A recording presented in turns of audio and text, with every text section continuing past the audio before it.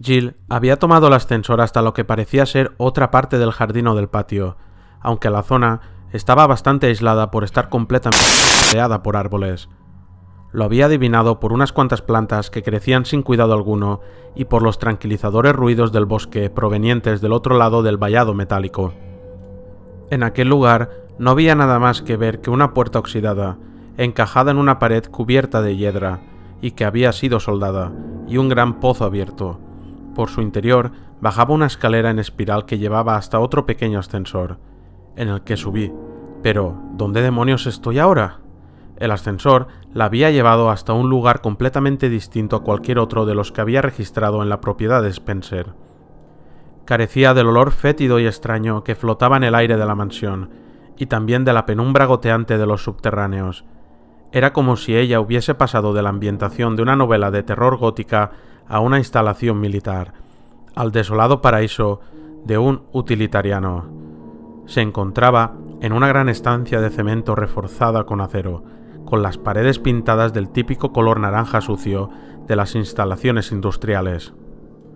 Unos conductos y tuberías de metal cubrían el techo y la parte superior de las paredes, y la estancia tenía el muy apropiado nombre de XDRSI, que estaba pintado a lo largo del cemento con letras negras de varios metros de alto. Jill había perdido completamente la orientación con respecto a la mansión.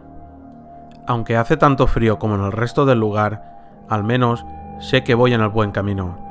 En uno de los laterales de la estancia vio una puerta de metal de aspecto sólido, cerrada a cal y canto. El letrero que había a su izquierda indicaba que solo podía abrirse en caso de emergencia, de primera clase.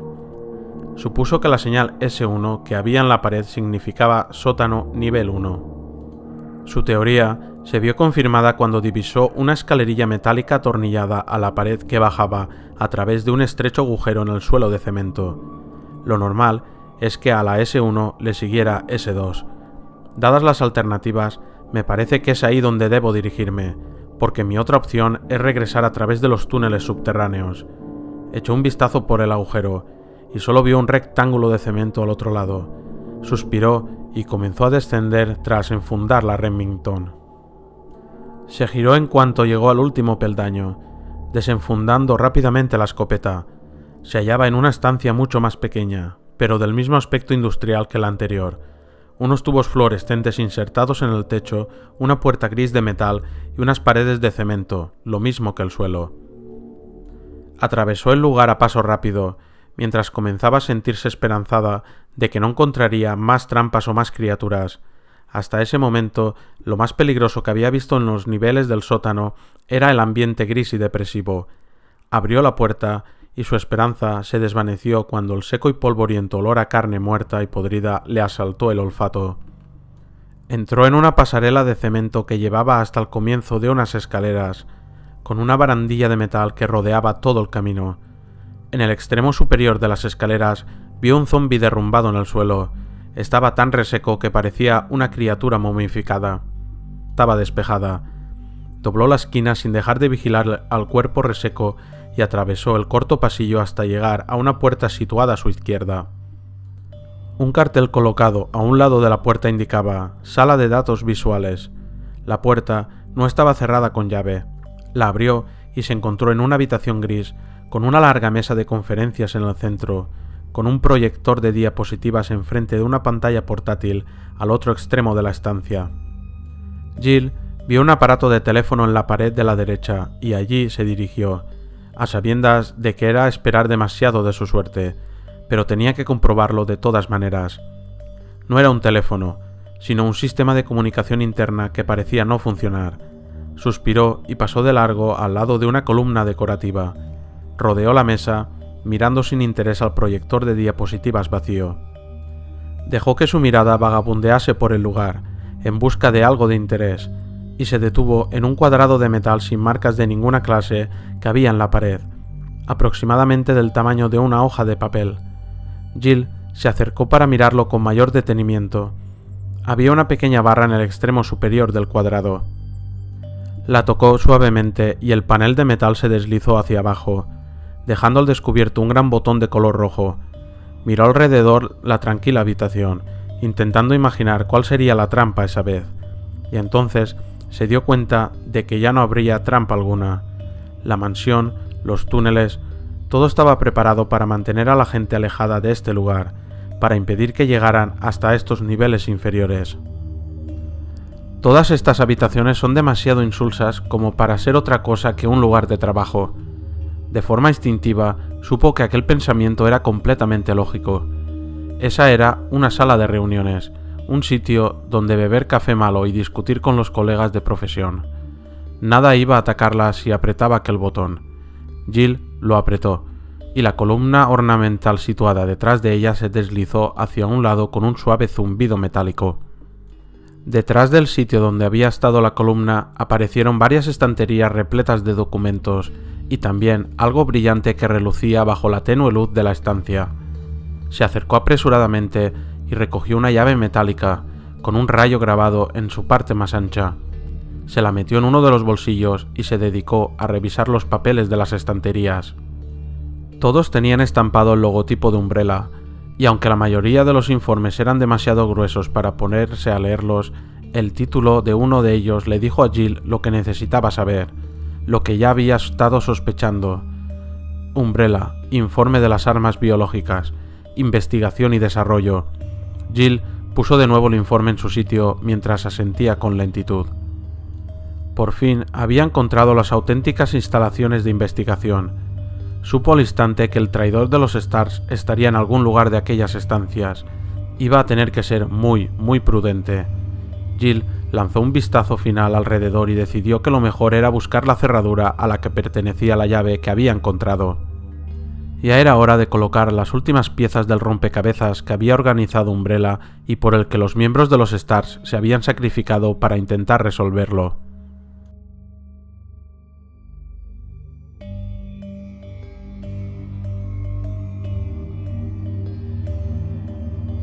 La retorcida y gruesa raíz de la planta 42 ocupaba una gran esquina de la habitación del sótano, y su mayor parte colgaba en forma de delgadas extremidades de aspecto animal que casi tocaban el suelo.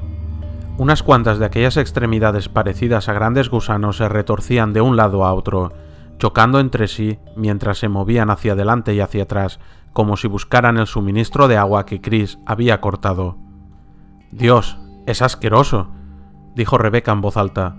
Chris se limitó a asentir. Aparte de la sala de control hacia la que había escapado el tiburón, solo había otras dos estancias en aquel sótano. Una de ellas estaba llena de cajas con municiones para todo tipo de armas, y aunque la mayoría de los proyectiles estaban inservibles por estar empapados, habían descubierto una caja de balas de 9 milímetros en lo alto de una estantería, lo que había evitado que se quedaran sin munición.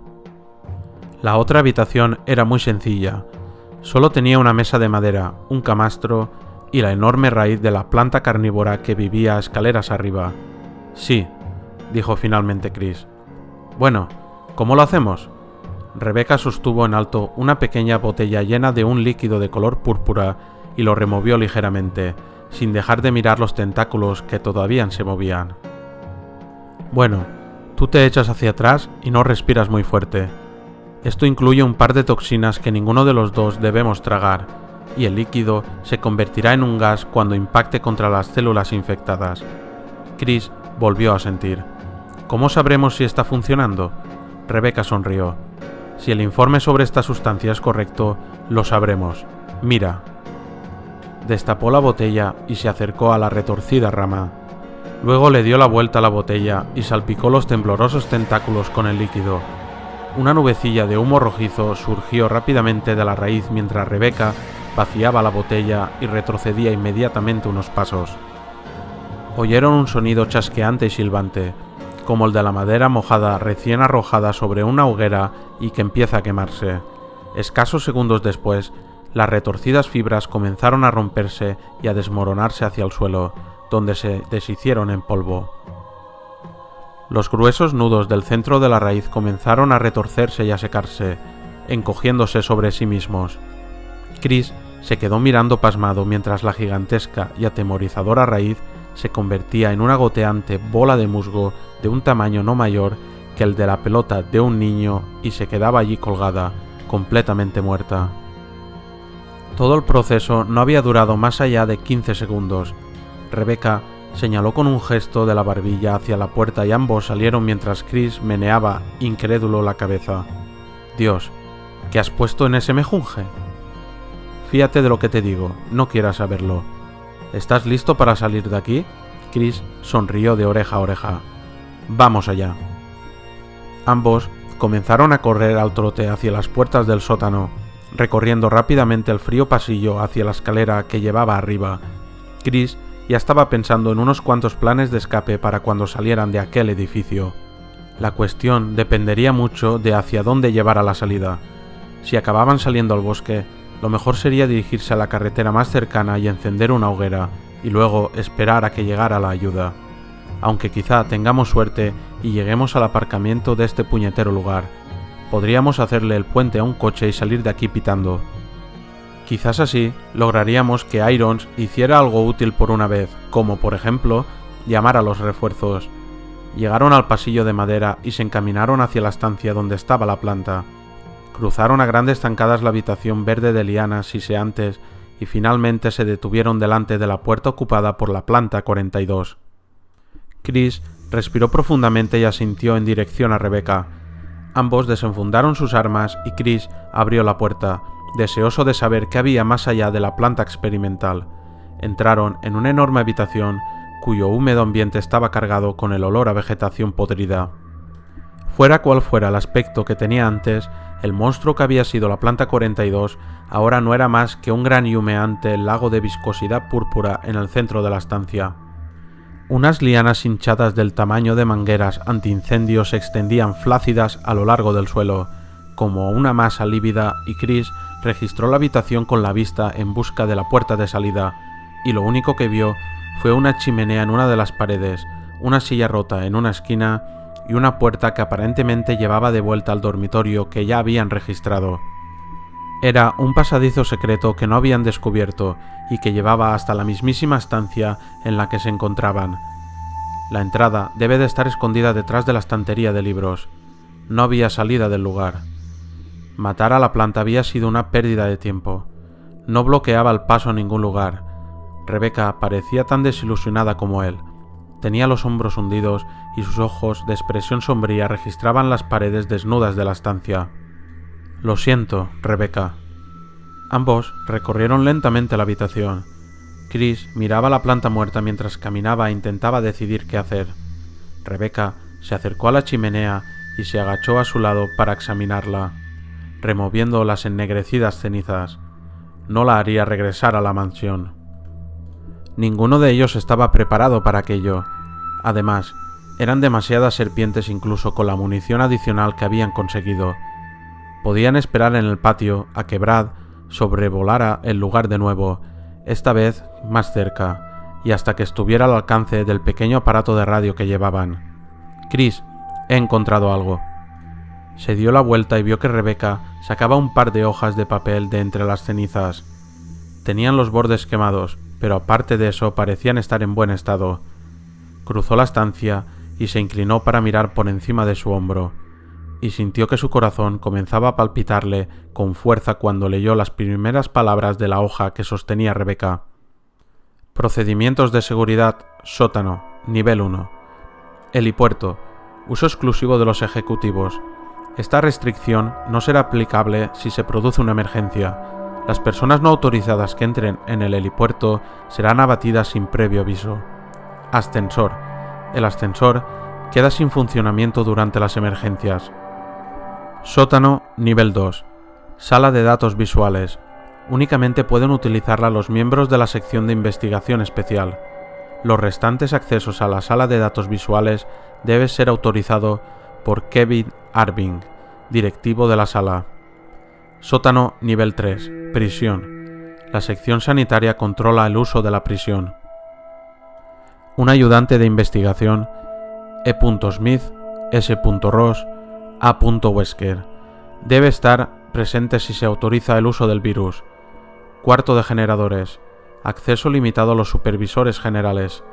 Esta restricción no es aplicable a los ayudantes de investigación con autorización especial. Sótano, nivel 4.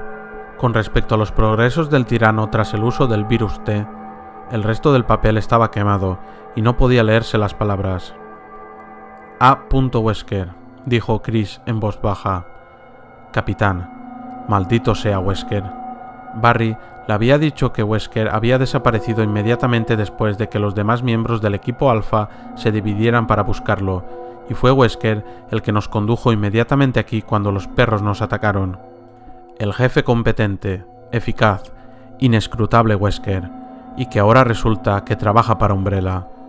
Rebecca pasó a la segunda página y Chris se agachó aún más, deseoso de observar con atención los pequeños carteles que había debajo de las líneas y los recuadros de papel. Mansión, patio, casa de guardia, sótano, laboratorios. Incluso había una brújula dibujada cerca del diagrama de la mansión, que mostraba algo que no habían descubierto, una entrada secreta a las instalaciones subterráneas, oculta tras la cascada. Rebecca se puso de pie y miró a Chris con ojos inseguros. ¿El capitán Wesker está metido en todo esto? Chris asintió lentamente. Y si todavía está aquí, lo más seguro es que se encuentre allí abajo, en esos laboratorios, quizá con el resto del equipo. Si Umbrella lo ha enviado aquí, solo Dios sabe lo que está tramando. Tenían que encontrarlo. Tenían que advertir a los supervivientes del equipo de los Stars que Wesker los había traicionado a todos.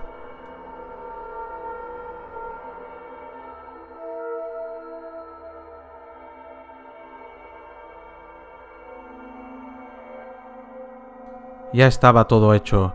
Wesker entró en el ascensor que lo llevaría de regreso al nivel 3, repasando la lista mientras bajaba la puerta exterior y deslizaba la puerta interior hasta cerrarla. Muestras recogidas, archivos borrados, energía conectada, soporte vital del tirano desconectando. Era una auténtica pena lo del tirano. A pesar de su aspecto tan horrible, aquella criatura era una maravilla de la ingeniería quirúrgica, química y genética. Se había quedado durante un largo rato delante de la enorme vitrina de cristal, observándolo pasmado y en silencio antes de desconectar a regañadientes el sistema de soporte vital. Mientras los tubos de fluido se vaciaban, se había imaginado el espectáculo que habría sido verlo en acción una vez que los investigadores hubieran acabado su trabajo. Se hubiera convertido en el soldado definitivo, una bella criatura en el campo de batalla, que ahora tenía que ser destruida porque algún técnico idiota había apretado el botón equivocado. Aquel error le había costado a Umbrella millones de dólares y había matado a todos los investigadores que lo habían creado.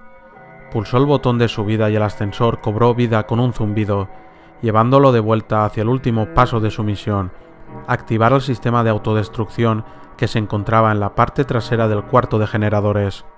Se daría a sí mismo 15 minutos para asegurarse de que se encontraba fuera del radio de acción de la explosión, bajaría por la escalera del helipuerto, tomaría la carretera trasera hacia la ciudad, y luego, ¡pum!, se acabó la instalación secreta de Umbrella, bueno, al menos en el bosque de Raccoon. En cuanto regresara a la ciudad, empacaría sus objetos y se dirigiría hacia el aeropuerto privado de Umbrella. Desde allí efectuaría todas las llamadas necesarias para que sus contactos en White Umbrella supieran lo que había ocurrido. Tenían a un equipo de limpieza preparado para rastrear todo el bosque y eliminar los especímenes supervivientes, y también estarían ansiosos por ponerle las manos encima a las muestras de tejidos que había recogido, 2 de cada uno de los especímenes, excepto del tirano. Con todos los científicos encargados del proyecto Tirano muertos, los jefazos de Umbrella habían decidido anular aquella línea de investigación de forma indefinida. Wesker pensaba que era un error, pero, al fin y al cabo, a él no le pagaban por pensar. Wesker abrió las puertas en cuanto el ascensor se detuvo. Salió y dejó a un lado el maletín con las muestras mientras desenfundaba su bereta. Recorrió mentalmente el sinuoso trayecto a través del cuarto de generadores. Tendría que correr otra vez por la zona donde se encontraban los MA2 para llegar hasta el sistema de activado. Ya lo había logrado antes para conectar el sistema de encendido de los ascensores, pero se habían mostrado mucho más activos de lo que él esperaba.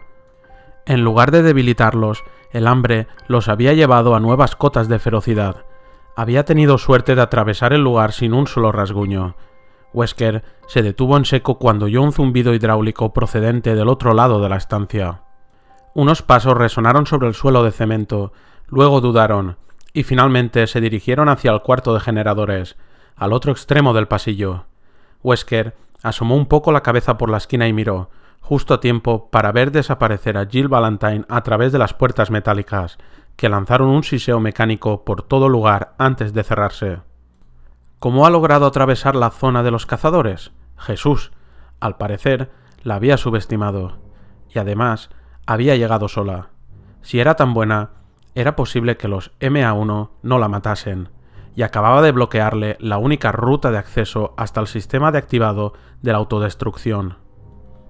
No podría enfrentarse a la vez a las criaturas que rondaban las pasarelas entrelazadas entre sí como un laberinto y al mismo tiempo impedir que ella siguiera fisgoneando.